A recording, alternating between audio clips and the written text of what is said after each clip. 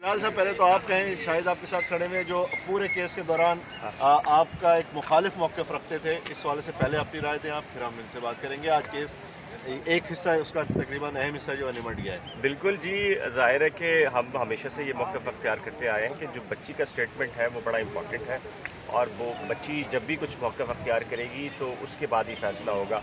तो आज इस बात की तो एक नफ़ी हुई है जो ये कहते थे कि बच्ची बिल्कुल ही माइनर है, उसके बयान की कोई हैसियत और किसी भी तौर पर कानूनी पोजीशन नहीं है।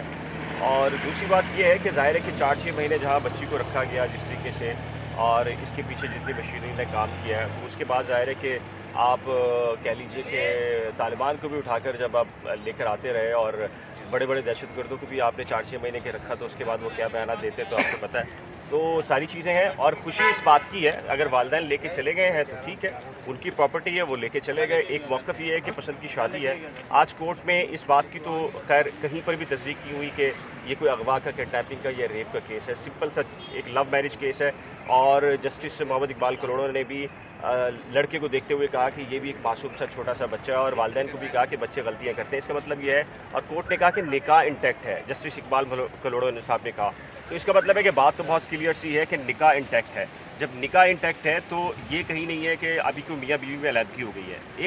एक सिर्फ और सिर्फ कोर्ट ने एक इंटरम कस्टडी की बात की है, और लड़की जाना चाहती है तो जा सकती थी।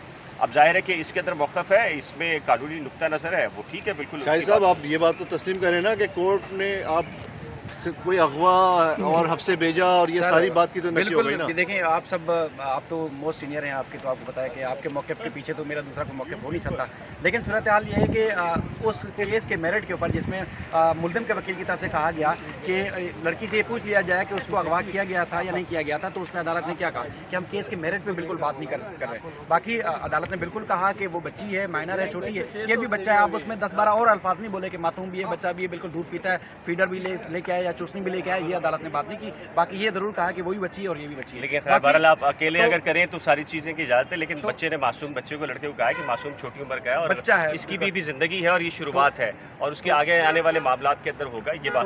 तो ये इंटरम है, सबको पता है, और अकेले में जो कुछ हो सकता है, लेकिन साथ खड़े हो तो नहीं हो सकता। बिल्कुल वो सामने हुआ है कि उन्होंने कहा कि बच्चा है, ये भी बच्चा है और वो भी बच्ची है। बच्चे बात दोनों से गैंगस्टर तो नहीं कहा है ना, गैंगस्टर केस के मेरिट पे भी कोई बात नहीं हुई। ज़ाहिर है बच्ची का ओरिजिनल जो स्टेटमेंट है वो होना है ट्रायल निकाह का क्या है वैसे, और निकाह के मेरिट के भी कोई मेरा निकाह का इंटैक्ट का निकाह के मेरिट्स या केस के अखबार एक बखास में इधर आए थोड़ा सा, एक मिनट बखास में एक मिनट उसमें शायद। अच्छा मुमताज जमाली, एक मिनट कैमरा बंद कीजिएगा।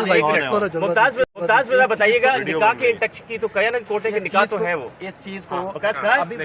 एक मिनट, एक और जफर मौजूद थे हमारे साथ। जफर, ये साहब, मैं ये नहीं कह रहा कि अदालत में ये कहा केस के मेरिट के ऊपर या नहीं है, केस के मेरिट इंटैक्ट है या नहीं है, केस के मेरिट पे जब जाएगा ट्रायल कोर्ट में उसका फैसला होगा। इकबाल कलोड़ो साहब ने निकाह के इंटैक्ट की बात की, वही कह रहे मैं आपके बिल्कुल 100 बातें और की है, 100 बातें देख लें, आप इसको देख लें।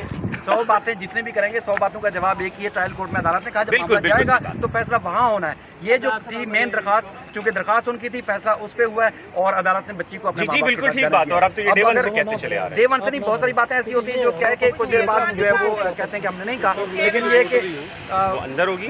तो बहरहाल आप सबका शुक्रिया, और थैंक यू जी। दोस्तों आप दोस्त हैं, साथी हैं, बिल्कुल बड़े भाई जैसे हैं, और शुक्रिया सबका। एक दफा दोबारा गले लगा ले, एक दफा गले लगा ले, एक दफा गले करना है।